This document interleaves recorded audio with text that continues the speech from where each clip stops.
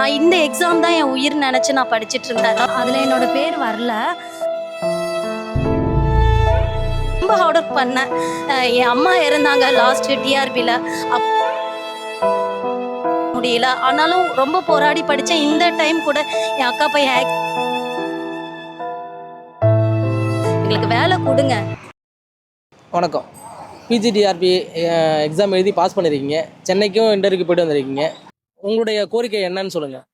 Sir வணக்கம் sir. நான் கள்ளக்குறிச்சி டிஸ்ட்ரிக்ட்லேருந்து பேசுகிறேன்.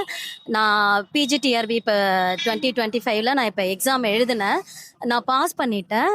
நான் சிவிக்கும் போனேன், சென்னை போயிட்டு வந்தேன் நான். ஆனால் வந்து ப்ரொவிஷனல் லிஸ்ட்டு இப்போ 22 விட்டாங்க. அதில் என்னோடய பேர் வரல.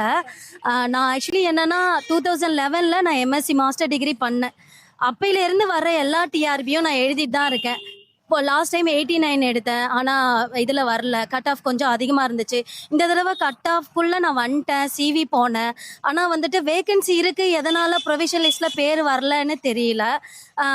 ஏன் கவர்மெண்ட் வந்து எங்களோட லைஃப்பில் விளையாடுறாங்கங்கிறதும் எனக்கு புரியலை. ஆக்சுவலி ரொம்ப கஷ்டமாக இருந்ததுங்க. 10 யூனிட் இது வந்துட்டு புது சிலபஸும் கூட. தமிழ் எலிஜிபிள் ஆனாதான் மேஜர் கரெக்ஷன் பண்ணுவாங்க.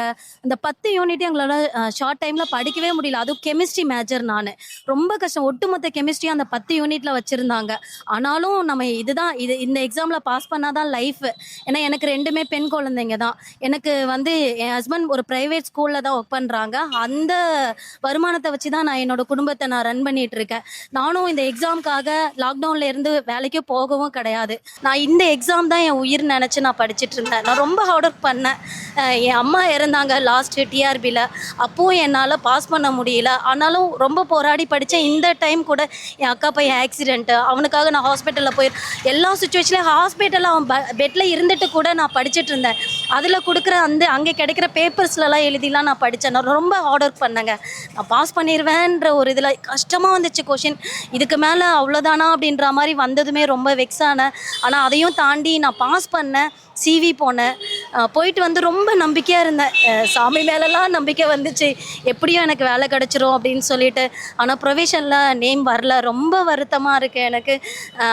எப்படி என் பிள்ளைங்களோட ஃப்யூச்சர் எப்படி நான் கொண்டு போகிறேன்ற ஒரு பெரிய பயம் வந்துருச்சு எனக்கு. என்ன மாதிரி தோழர்கள் எல்லாமே வந்துட்டு சென்னையில் ஆர்ப்பாட்டம் பண்ணுறாங்க. என்னால் போக முடியல. நேற்று கூட நான் போகணுன்ட்டு தான் நான் நினச்சேன். ஆனால் சின்ன குழந்தை, அவள் யூகேஜி தான் படிக்கிறேன். அவளை விட்டுட்டு என்னால் போக முடியாது. ஆனால் என்னோடய சப்போர்ட் நான் கொடுத்துட்டு தான் இருப்பேன். எப்படியாவது கவர்மெண்ட் வந்துட்டு இது என்னன்னு பார்க்கணும். வேகன்சி இல்லைன்னா பரவாயில்ல. நிறைய சொல்கிறாங்க வேகன்சி இருக்குது, ஆனால் அதை டெம்பரரியாக ஃபில் பண்ணிவிட்டு அந்த இருக்குங்க. வேகன்சி இருக்குது. எங்களுக்கு லிஸ்ட்டெல்லாம் வந்துருச்சு. எல்லா ஸ்கூல்லையும் இவ்வளோ வேகன்சி இருக்குன்னா லிஸ்ட் வந்திருக்கு. அதனால தான் இப்போ நாங்கள் கேட்குறோம், ஏன் வேகன்சி இருக்கும்போது ஏன் டெம்பரவரி ஸ்டாஃபை போடணும்? அவங்க ஏன் ஃபண்ட் இல்லைன்னா வேறு ஏதாவது கூட இதை எங்களோட ஃப்யூச்சரில் இது நாங்கள் இதே நம்பி தானே வேலை எதுக்குமே போகாமல் உட்காந்து மெனக்கிட்டு உட்காந்து ரொம்ப கஷ்டப்பட்டோம். ராவும் பகலும் கண்ணு முழிச்சு படிச்சிருக்கேன். என் குழந்தைங்களை கவனிக்க முடியாமல் நான் இங்கே இருந்து எவ்வளோ ரிஸ்க் எடுத்து நான் இதுக்காக நான் படித்தேன். ஆனாலும் என்னோட ப்ரொவிஷனலிஸ்ட்டில் பேர் வரல. நிறைய பேர் குவாலிஃபை ஆகியும் வந்துட்டு சிவிக்கு போக முடியல. அவங்களோட இதெல்லாம் எப்படி இருக்கும்? அப்போ எனக்கு ஆல்மோஸ்ட் 40 ஆகிடுச்சு ஏஜ். நான் இன்னும் எத்தனை வருஷத்துக்கு நான் இந்த டிஆர்பி எழுத போகிறேன்? ஏன் வேகன்சி இருக்கும் போது இந்த டிஆர்பிக்கு நான் சிவி அட்டன் பண்ணிட்டு வந்திருக்கேன். என்ன மாதிரி இருக்கவங்களுக்கு போடலாமே. குவாலிஃபை ஆனவங்களுக்கு இருக்கிற வேகன்சி செகண்ட் சிவி லிஸ்ட் விட்டு மறுபடியும் குவாலிஃபை பண்ணலாம்ல, போஸ்டிங் போடலாம்ல. நினைக்கிறீங்க எது போஸ்டிங் போடுறதுக்கு எது தடையா இருக்கு தமிழக அரசு? அதுதான் எங்களுக்கு பெரிய கொஸ்டின் மார்க்கே. ஏன் வேகன்சி இருந்து போட மாட்டேங்குது? ஏன் டெம்பரரி ஸ்டாஃப் தான் போடணும்னு என்ன இருக்கு? ஃபண்டு இல்லையா? ஃபண்டு இல்லைன்னா அதெல்லாம் வந்து நம்ப முடியல. வேற எதுக்கோலாம் ஸ்பெண்ட் பண்ணுறாங்க. எங்கள் ஃப்யூச்சரில் இது நாங்கள் எங்களுக்கு லைஃபே கிடையாதுன்னு நாங்கள் உட்காந்துருக்கோம். இவ்வளோ நாள் நாங்கள் எதுவுமே எக்ஸாம், அதுவும் பிளானரில் பார்த்தீங்கன்னா இந்த வருஷம் பிஜிடிஆர்பி இல்லை.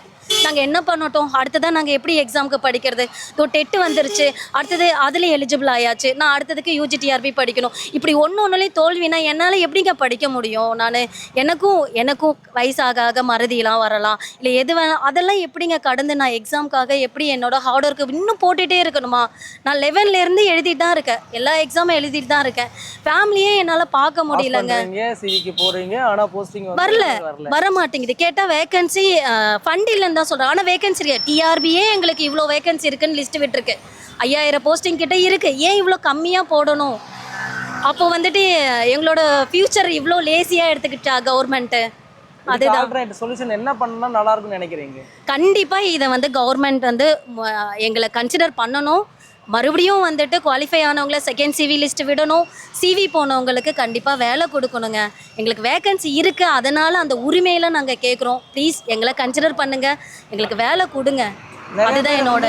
சிவிக்கு கூப்பிட்டுமே வந்து வெயிட்டிங் லிஸ்ட்ல தான் நிறைய பேர் வெயிட் பண்றதா சொல்றாங்க. அவங்களுக்கும் போஸ்டிங். ஆமாம், நிறைய பேர் குவாலிஃபை ஆயிருக்காங்க. அபோவ் 75நாலே குவாலிஃபைன்ற மாதிரி தான் இருக்குது. அப்போ வேகன்சி இருக்கும்போது அவங்களே செகண்ட் சிவி கூப்பிடலாம்ல. இன்னும் எவ்வளோங்க எழுதுவாங்க? எனக்கு என்னை விட இன்னும் ஏஜ்டு பர்சன் நிறைய பேர் இருக்காங்க. அவங்களோட இதெல்லாம் பாருங்களேன். இதுதான் நம்மளோட வாழ்க்கைன்னு நினச்சிட்டு வேலை வெட்டியெல்லாம் விட்டுட்டு படித்தாங்க, உட்காந்து படித்தாங்க. எவ்வளோ ஸ்டாஃப் இன்னமும் 1 மார்க் 2 மார்க்குன்னு போயிட்டு குவாலிஃபை ஆயும் சிவிக்கு வரல பேர். அவங்களோட மனநிலையெல்லாம் எப்படி இருக்கும்? சிவி போயிட்டு வந்து 22nd ரிசல்ட் வந்ததுங்க, ப்ரொவிஷன் லிஸ்ட்டு. இப்போ வரைக்கும் என்னால் நார்மல் ஆக முடியலை. எனக்கு ஏதாவது மறுபடியும் கவர்மெண்ட் கூப்பிடாதா, ப்ரொவிஷன் லிஸ்ட்டு விடாதா, நம்ம பேர் வந்துடாதான்றது தான் இருக்குது இந்த நிமிஷம் வரைக்கும். கோரிக்கை நிறைவேறட்டும். கண்டிப்பாக தமிழக அரசு இதுக்கான மாற்று நடவடிக்கை எடுப்பாங்கன்னு நினைக்கிறேன். நன்றி.